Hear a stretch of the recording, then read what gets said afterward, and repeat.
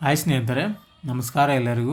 ನವೋದಯ ವಿದ್ಯಾಲಯ 6ನೇ ತರಗತಿ ಪ್ರವೇಶಕ್ಕಾಗಿ ಆನ್ಲೈನ್ ಮುಖಾಂತರ ಅರ್ಜಿಯನ್ನು ಆಹ್ವಾನಿಸಲಾಗಿದೆ. ಈ ಒಂದು ನವೋದಯ ವಿದ್ಯಾಲಯ 6ನೇ ತರಗತಿಯ ಒಂದು ಪ್ರವೇಶಕ್ಕಾಗಿ ಏನೆಲ್ಲ ಡಾಕ್ಯುಮೆಂಟ್ಸ್ ಬೇಕು, ಕೊನೆಯ ದಿನಾಂಕ ಏನು, ಮತ್ತು ಯಾರು ಇದಕ್ಕೆ ಎಲಿಜಿಬಲ್ಲು, ಯಾರು ಅರ್ಜಿ ಸಲ್ಲಿಸಬಹುದು ಅಂತ ಎಲ್ಲ ಒಂದು ಸಂಪೂರ್ಣವಾದ ಮಾಹಿತಿಯನ್ನು ಈ ಒಂದು ವಿಡಿಯೋದಲ್ಲಿ ನಿಮಗೆ ತಿಳಿಸಿಕೊಡ್ತಾ ಇದ್ದೀನಿ.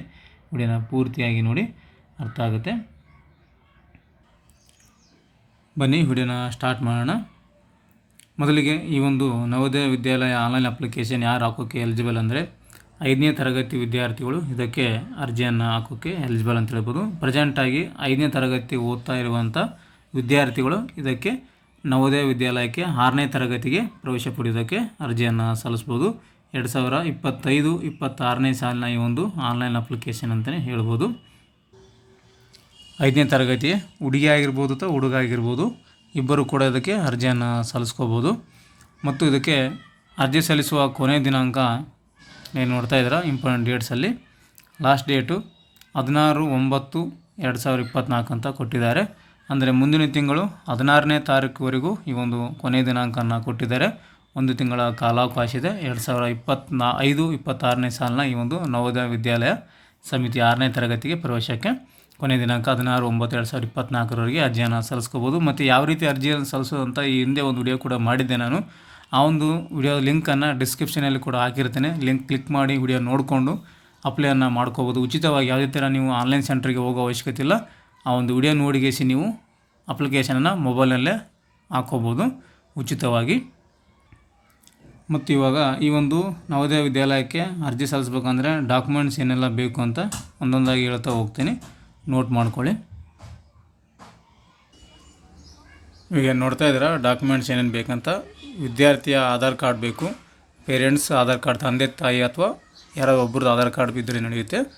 ಮತ್ತು ಕ್ಯಾಸ್ಟ್ ಇನ್ಕಮ್ ಸರ್ಟಿಫಿಕೇಟ್ ವಿದ್ಯಾರ್ಥಿದು ಬೇಕಾಗುತ್ತೆ. ಮತ್ತು ಹೆಡ್ ಮಾಸ್ಟರ್ ಕಡೆಯಿಂದ ಒಂದು ಸೈನ್ ಮಾಡಿಸ್ಕೊಂಡು ಬಂದಿರುವಂಥ ಒಂದು ಫಾರ್ಮ್ ಬರುತ್ತೆ ನವೋದಯ ವಿದ್ಯಾಲಯ ಸಮಿತಿದು. ಯಾವ ರೀತಿ ಇರುತ್ತೆ ಅಂತ ಇವಾಗ ತೋರಿಸ್ತಾನೆ ನೋಡಿ. ಇವಾಗ ಏನು ನೋಡ್ತಾ ಇದ್ದೀರಲ್ಲ, ಈ ರೀತಿಯಾಗಿ ಒಂದು ನವೋದಯ ವಿದ್ಯಾಲಯ ಒಂದು ಫಾರ್ಮ್ ಬರುತ್ತೆ. ಈ ಒಂದು ಫಾರ್ಮನ್ನು ಸ್ಕೂಲ್ ಕಡೆಯಿಂದ ಪ್ರೆಸೆಂಟಾಗಿ ಎಲ್ಲಿ ಓದ್ತಾ ಇದ್ದಾರೆ 5ನೇ ತರಗತಿ, ಆ ಒಂದು 5ನೇ ತರಗತಿ, 4ನೇ ತರಗತಿ ಮತ್ತು 3ನೇ ತರಗತಿ ಎಲ್ಲ ಒಂದು ಡೀಟೇಲ್ಸ್ ಇದನ್ನು ಫಿಲ್ ಮಾಡಿ ವಿದ್ಯಾರ್ಥಿ ಡೀಟೇಲ್ಸ್ ಎಲ್ಲ ಹಾಕಿ ಫೋಟೋ ಅಂಟಿಸಿ ಸೀಲು ಸೈನನ್ನು ಹಾಕಿ ಹೆಡ್ ಮಾಸ್ಟರ್ ಮಾಡಿಕೊಡ್ತಾರೆ. ಈ ಒಂದು ಫಾರ್ಮನ್ನು ಲಾಸ್ಟಲ್ಲಿ ಅಪ್ಲಿಕೇಶನ್ ಹಾಕುವಾಗ ಅಪ್ಲೋಡ್ ಮಾಡೋದಿರುತ್ತೆ. ಈ ರೀತಿಯ ಫಾರ್ಮನ್ನು ನೀವು ಫಿಲಪ್ ಮಾಡ್ಕೊಂಡು ಬರಬೇಕು. ಈ ಫಾರ್ಮ್ ಲಿಂಕನ್ನು ಡಿಸ್ಕ್ರಿಪ್ಷನಲ್ಲಿ ಕೂಡ ಹಾಕಿರ್ತೀನಿ, ಅದನ್ನು ಕ್ಲಿಕ್ ಮಾಡ್ಕೊಂಡು ಈ ಫಾರ್ಮನ್ನು ಡೌನ್ಲೋಡನ್ನು ಮಾಡ್ಕೋಬೋದು. ಫಾರ್ಮ್ ಆದ ನಂತರ ಮತ್ತು ವಿದ್ಯಾರ್ಥಿ ರೆಸಿಡೆಂಟಲ್ ಸರ್ಟಿಫಿಕೇಟ್ ಕೂಡ ಬೇಕಾಗುತ್ತೆ. ಕೆಲವೊಂದು ಸಲ ಈ ಒಂದು ವಿದ್ಯಾರ್ಥಿದು ಆಧಾರ್ ಕಾರ್ಡ್ಗೆ ಮೊಬೈಲ್ ನಂಬರ್ ಲಿಂಕ್ ಇಲ್ಲ ಅಂದರೆ ಆವಾಗ ಒಂದು ರೆಸಿಡೆಂಟಲ್ ಸರ್ಟಿಫಿಕೇಟ್ ಮೇಲೆ ಈ ಒಂದು ಅಪ್ಲಿಕೇಶನ್ ಹಾಕೋಕ್ಕೆ ಅವಕಾಶನ ಕೊಟ್ಟಿದ್ದಾರೆ. ಸೊ ಹಾಗಾಗಿ ರೆಸಿಡೆಂಟಲ್ ಸರ್ಟಿಫಿಕೇಟ್ ಮಾಡಿಸಿಟ್ಕೊಂಡಿರಬೇಕು. ಯಾವುದಕ್ಕೂ ಇಲ್ಲದು ಕೂಡ ನಡೆಯುತ್ತೆ ಇರಲಿಕ್ಕಂದ್ರೂ. ಅದಂತರ ಫೋಟೋ, ವಿದ್ಯಾರ್ಥಿಯ ಫೋಟೋ ಮತ್ತು ವಿದ್ಯಾರ್ಥಿಯ ಸೈನು, ಅದರ ನಂತರ ಮತ್ತು ಪೇರೆಂಟ್ಸ್ ಸಿಗ್ನೇಚರ್ ಕೂಡ ಅಪ್ಲೋಡ್ ಮಾಡೋದಿರುತ್ತೆ ಲಾಸ್ಟಲ್ಲಿ. ಸೊ ಇಷ್ಟು ಇದ್ದರೆ ಸಾಕು, ನೀವು ಈ ಒಂದು ನವೋದಯ ವಿದ್ಯಾಲಯಕ್ಕೆ ಅರ್ಜಿಯನ್ನು ಸಲ್ಲಿಸ್ಕೋಬೋದು ಸ್ನೇಹಿತರೆ. ಅರ್ಜಿ ಸಲ್ಲಿಸುವಂಥ ವೆಬ್ಸೈಟು ಯಾವುದಪ್ಪ ಅಂದರೆ ವಿಡಿಯೋ ಡಿಸ್ಕ್ರಿಪ್ಷನಲ್ಲಿ ಕೂಡ ಈ ಒಂದು ವೆಬ್ಸೈಟನ್ನು ಲಿಂಕ್ ಕೊಟ್ಟಿರ್ತೇನೆ. ಇಲ್ಲಿ ನೋಡ್ತಾ ಇದ್ದಾರೆ ಮೇಲ್ಗಡೆ ಈ ಒಂದು ಲಿಂಕನ್ನು ಡಿಸ್ಕ್ರಿಪ್ಷನಲ್ಲಿ ಕೂಡ ಹಾಕಿರ್ತೇನೆ, ನೋಡ್ಕೋಬೋದು. ಹಾಗೆ ನೆಕ್ಸ್ಟ್ ವಿಡಿಯೋದಲ್ಲಿ ಕೂಡ ಒಂದು ವಿಡಿಯೋ ಮಾಡಿ ತೋರಿಸ್ತೇನೆ ಯಾವ ರೀತಿ ಒಂದು ಆನ್ಲೈನ್ ಅಪ್ಲಿಕೇಶನ್ ಹಾಕೋದು ಯಾವ ರೀತಿ ಅಂತ. ಸದ್ಯಕ್ಕೆ ಇದಿಷ್ಟು ಈ ಒಂದು ನವೋದಯ ವಿದ್ಯಾಲಯ ಆನ್ಲೈನ್ ಅಪ್ಲಿಕೇಶನ್ ಬಿಟ್ಟಿರೋ ಬಗ್ಗೆ ಮಾಹಿತಿಯನ್ನು ಕೊಟ್ಟಿದ್ದೇನೆ. ಈ ಒಂದು ಮಾಹಿತಿ ನಿಮಗೆ ಉಪಯುಕ್ತ ಆಗಿದೆ ಅಂತ ಅಂದ್ಕೊತೀನಿ ಸ್ನೇಹಿತರೆ. ಇದರ ರಿಲೇಟೆಡಾಗಿ ಏನಾದರೂ ಡೌಟ್ಸ್ಗಳಿದ್ದರೆ, ಕ್ವಶನ್ ಕೇಳಿದ್ರೆ ಕಮೆಂಟ್ ಮಾಡಿ, ಕಮೆಂಟಲ್ಲಿ ನಿಮಗೆ ಉತ್ತರವನ್ನು ಕೊಡ್ತೀನಿ ಅಂತ ಹೇಳ್ತಾ ನೆಕ್ಸ್ಟ್ ವಿಡಿಯೋದಲ್ಲಿ ಅರ್ಜಿಯನ್ನು ಸಲ್ಲಿಸೋದು ತಿಳಿಸ್ಕೊಡ್ತಾ ಇದ್ದೀನಿ.